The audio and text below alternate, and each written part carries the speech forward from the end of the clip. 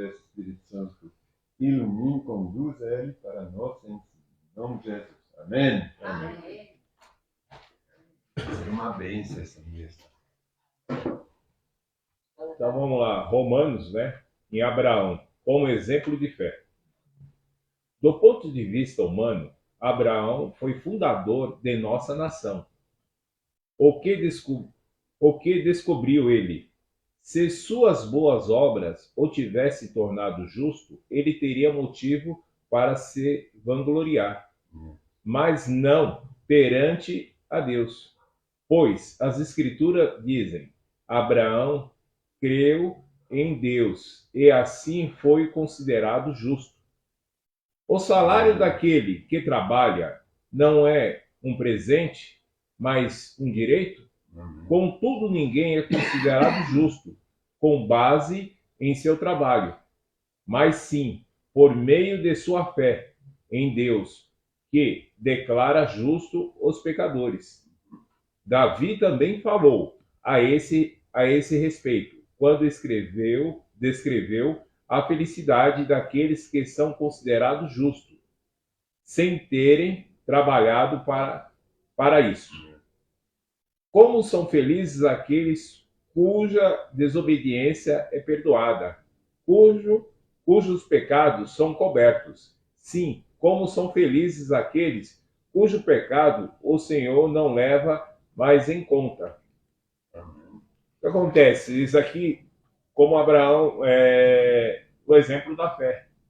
Então, Abraão já veio assim com a fé dele antes que Deus viesse com ele, né? Mostrar para ele quem era Deus, para que ele viesse fazer muitas coisas que ele veio fazendo desde o começo. Então, assim, ele já tinha a fé dentro dele, já tinha aquela vontade, tá? De estar mostrando, coisa que está aqui. Que nem a gente trabalha, a gente tem que ter o dinheiro. Não, a gente acaba sendo um pecador. Se a gente faz a coisa por gosto, na fé ali de trabalhar mesmo, sem querer a recompensa, que a recompensa vem. Tá? Dependendo do ganho. Se você trabalhar direitinho, de acordo com os mandamentos nas escrituras, a gente ganha muito mais do que aquilo que a gente imposto para nós, né? Colocado para nós. Por acaso essas bênçãos é apenas para os judeus ou se estende também aos gentios? Incircuncidados. Já dissemos que Deus considerou Abraão justo por meio de sua fé. Mas como isso aconteceu, ele foi considerado justo somente depois de sido circuncidado ou antes disso? Está claro que foi antes dele ser circuncidado. Como se, nessa palavra, circuncidado, foi os homens, né? No caso, eram os homens que eram circuncidados, né? Porque para ter o quê? Como tinha o abate de animais para ter essa parte de pureza, né? Para ter um sacrifício, o homem seria circuncidado, né? No caso, seria na parte dele íntima, que seria tirado uma pele, né? Uma membrana, aí onde que teria essa circuncisão. Tá? Que seria para todos os homens. Como Cristo também no oitavo, se não foi no oitavo dia, aconteceu a mesma coisa. Então ele teve essa circuncisão. Então, onde que ele assim acaba sendo assim dentro dos preceitos de Deus, que ele foi antes, mas depois, como era para se declarar mesmo que ele era filho de Deus, né? Ele era um servo de Deus, então ele acabou tendo essa circuncisão. Então, a circuncisão era um sinal de que Abraão já possuía fé e de que Deus já havia declarado justo, mesmo antes que ele ser circuncidado. Portanto, Abraão é o pai daqueles que têm fé, mas não foram circuncidados. Eles são considerados justos por causa de sua fé. E Abraão também é o sinal daqueles que foram circuncidados, mas somente se tiverem o mesmo tipo de fé que Abraão tinha antes de ser circuncidados. A promessa de Abraão e seus descendentes herdariam toda a terra. Não se baseou em sua obediência à lei de Deus, mas sim no fato de ele ter sido considerado justo quando teve fé. Portanto, se a herança prometida é apenas para aqueles que obedecem à lei, a fé é desnecessária e a promessa anulada, pois a lei traz ira sobre aqueles que tentam obedecer a ela. A única forma de não quebrar a lei é não ter lei nenhuma para quebrar. Então, assim, antigamente eles andavam só dentro da lei, não tinha fé. Como hoje nós fomos ensinados e foi passado para nós que a fé é muito mais do que a lei. Tem a lei dos homens, a lei que acontece que anda paralela à lei de Deus também, mas a lei de Deus, que essa é soberana sobre nós, essa que impera sobre nós, essa que nós temos que seguir o caminho certo, o caminho correto, fazer as coisas justas, né? É por isso que a promessa vem pela fé, para que ela seja segundo a graça e sim alcance toda a descendência de Abraão, não somente os que vivem sobre a lei, mas todos que têm fé, como a que teve Abraão, pois ele é o pai de todos que creem, conforme aparece nas Escrituras. Eu o fiz pai de muitas nações. Isso aconteceu porque Abraão creu no Deus que traz os mortos de volta à vida e cria coisas novas do nada.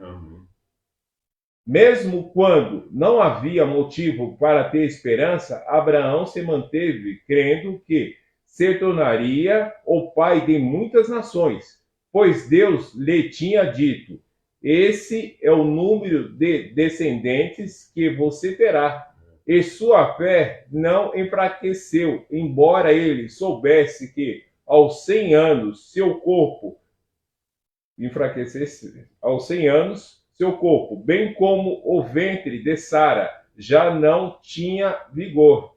Em nenhum momento a fé de Abraão na promessa de Deus vacilou. Então, como ele já vinha com a fé dele, do coração dele, e quando ele teve a presença de Deus na vida dele, a fé dele subiu mais. No entanto, que ele foi considerado, como a gente viu já lá atrás, que muitos acharam que Abraão era Deus, sendo que Abraão era assim, um servo praticamente direto de Deus, que ele tinha assim todos os conhecimentos que Deus passou para ele, né? Que assim que tinha o Espírito Santo já também com ele. Ele já tinha, que ele passava todos os ensinamentos para essas nações, essas multidões, né? Que foi criando o mundo assim, né? Na verdade, ela se fortaleceu e com isso ele deu glória a Deus. Abraão estava plenamente convicto de que Deus é poderoso para cumprir tudo que promete. Por isso, por sua fé, ele foi considerado justo. E quando Deus considerou Abraão justo, não o fez apenas para benefício dele. As Escrituras dizem que foi também para nós, nosso benefício, pois elas garantem que também seremos considerados justos, por cremos naquele que ressuscitou dos mortos, a Jesus, nosso Senhor. Ele foi entregue à morte por causa de nossos pecados e foi ressuscitado para que fôssemos declarados justos diante de Deus. Então, dentro disso daí, nós temos que também ser justos, nós temos que andar certo, andar sempre na palavra, andar sempre no caminho. Andando no caminho, nossos pecados vai ser, vamos dizer, bem aliviados. Não é dizer que nós não temos os pecados, nós temos os pecados, mas vai ser assim, não vai ser assim uma coisa tão grave, tá? Nós também temos que ter assim um discernimento para saber o que é certo e o que é errado. Anda-se errado quem quer andar no caminho errado mesmo, né? A fé produz alegria? Com certeza ela produz alegria. Portanto, uma vez que pela fé fomos declarados justos, temos paz com Deus por causa daquilo que Jesus Cristo, nosso Senhor, fez por nós. Foi por meio da fé que Cristo nos concedeu esta graça, que agora desfrutamos com segurança e alegria, pois temos a esperança de participar da glória de Deus. Então, por uma fatalidade que foi a morte de Jesus Cristo, hoje nós temos a graça de estar na glória de Deus, que Deus nos converteu para a gente estar assim plena, né, atitude junto com Ele, fazendo as coisas boas, passando ensinamentos bons para quem precisa, ajudando aquele que precisa, que está ao nosso redor, precisando de uma palavra amiga.